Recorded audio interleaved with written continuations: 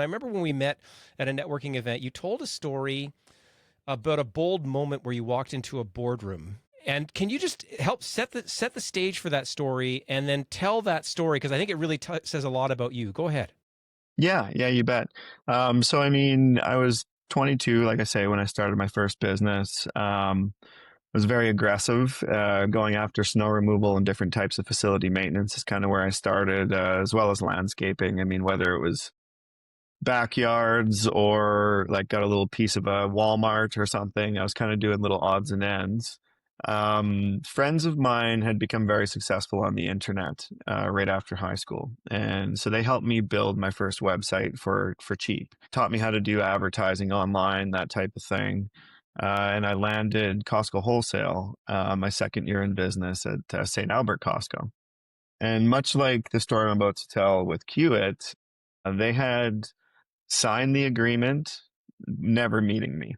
So it was my proposal, presentation, phone calls, that sort of thing, the way I presented our estimate that landed the work. And Costco was a big store. I mean, at the time, I only had two Bobcats, and it was me and two other guys. And that first winter, we pretty much lived at that store. Cleared it all ourselves and did really good. And I mean, you fast forward 15 years later, and we're actually a national vendor for Costco. I So love it. And we what's that moment yeah, in the there's a moment in the boardroom. yeah, They signed the agreement and then you showed up in person. Tell me who was in the yeah. boardroom and tell me what was that like? Yeah, so once we got to Costco, I kind of leveraged that to go to market to all the big guys and say, "Hey, we're good enough. We can service Costco. They're re-signing for 3 years. Here's a Costco testimonial." They gave me a testimonial first year because the service was so good, and so we signed the Curl Lake Mod Yard for Kiewit, which is a huge mod yard, zero tolerance. You got to be there within 2 hours of trace snowfall. And then you go round and round till it stops snowing, as well as all the yard re-graveling. And it was a big six-figure contract. And close to seven-figure contract in the end. And so I landed it. I was kind of surprised myself I landed it. They took my scope of work and said, "Yeah, you clearly know what you're doing, and awesome. You've clearly been doing this for a long time," was the assumption.